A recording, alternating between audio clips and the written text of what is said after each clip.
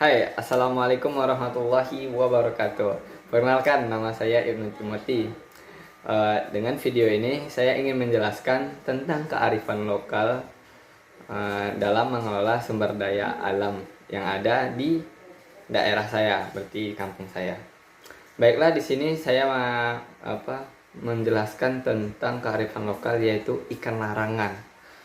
Baiklah, di kampung saya ikan larangan itu adalah suatu tradisi yang ada atau telah turun-temurun hingga saat ini, dan ikan larangan itu tidak boleh dihilangkan gitu. Baiklah, di daerah saya Pasaman Timur, Lubuk Skaping, ikan larangan merupakan suatu tradisi yang turun-temurun dari dahulu kala gitu. Yang mana ikan larangan tersebut tidak boleh diambil oleh siapapun gitu. Lalu jika ketahuan mengambil, apa akibat dan resikonya gitu. Yang pertama, kalau diambil dengan sepengetahuan masyarakat, yaitu terjadinya kayak pengucilan, terus diejek, dicemooh gitu. Lalu secara tidak langsung ikan larangan apa sih yang lain gitu. Jadi seperti kayak ketika kita mengambil ikan larangan secara diam-diam, ya udah kita kemungkinan dapat penyakit yang aneh-aneh yang di luar nalar kita, atau tidak yang paling umum yaitu seperti sakit perut. Kenapa seperti itu? Karena ikan larangan adalah ikan yang dilarang untuk diambil dalam periode tertentu. Apapun itu ceritanya, tidak boleh diambil. Baiklah, lalu bibit ikan larangan itu dari mana? Sebenarnya ikan larangan itu seperti apa? Jadi seperti ini. Ikan larangan merupakan ikan dari masyarakat daerah setempat tersebut, yang mana ketika ikan itu akan disebar ke daerah aliran sungai atau sungai gitu kan. Jadi bibitnya dari mana? Bibitnya itu dari kas yang ada di desa tersebut gitu. Uangnya dari mana? Tentu dari masyarakat. Lalu dibelikan kepada bibit dan dibelikan bibit dan lalu akan disebar ke das atau daerah aliran sungai. Lalu kapan sih kita sebagai masyarakat bisa mengambil ikan larangan tersebut gitu kan?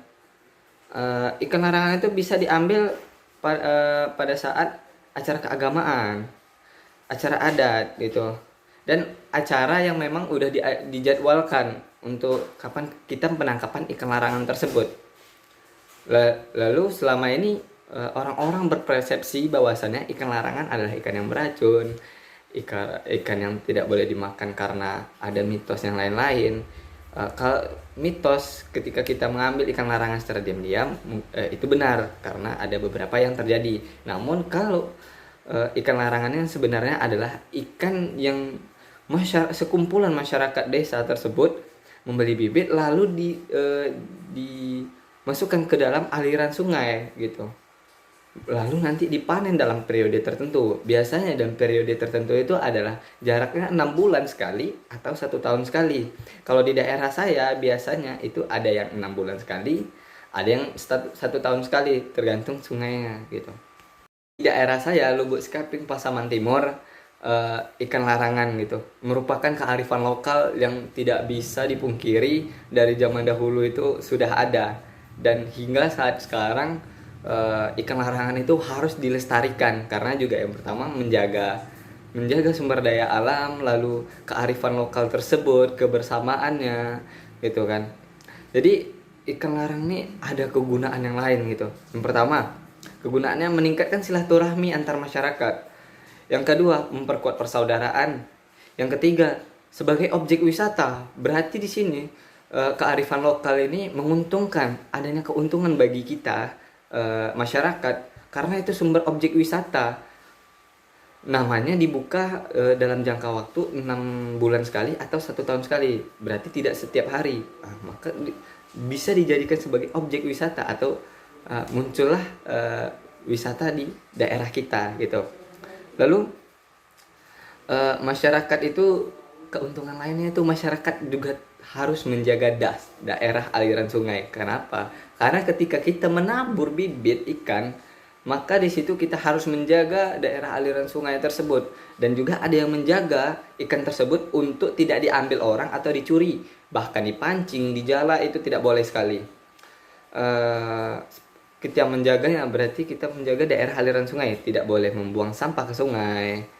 Lalu kita menjaga dari pencuri, kita sebagai masyarakat, dan ada juga penjaga khusus yang diberikan oleh Nini Mama kepada penjaga khusus tersebut sebagai amanah untuk menjaga ikan larangan tersebut agar berkembang biak, dan saat jadwal tertentu seperti acara agama, acara adat, atau acara jadwal untuk diambilnya ikan larangan tersebut.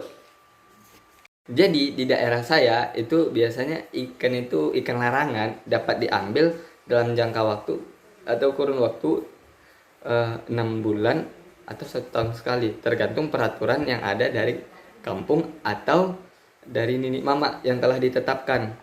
Karena ada peraturan tersebut, jadi kita tidak boleh mengambil ikan larangan tersebut. Jadi di kampung saya itu ada jangka waktu 5 hari pada saat 6 bulan atau 1 tahun tersebut untuk mengambil ikan larangan. Pada hari pertama yaitu pembukaan, Nini Mama dan petinggi-petinggi lainnya untuk mengambil ikan larangan, seperti kayak dibukanya acara pertama di kampung saya itu di jangka waktu 3-4 hari itu dilaksanakan memancing bersama. Semuanya memancing bersama, dan daerah lain juga boleh ikut memancing. Nah, makanya itu sebagai objek wisata juga bagi masyarakat setempat. Lalu 3-4 hari pertama itu dilaksanakan memancing, dan itu tidak boleh lain seperti menjala, mencakau, beramai-ramai mencakau untuk menangkap ikan, kita turun ke sungai, tidak boleh. Namun di hari kelima adalah hari puncak, yang mana hari puncak itu semua turun ke sungai untuk mengambil ikan larangan. Itu dengan jala, biasanya orang berebut dengan jala, ramai-ramai mencakau boleh.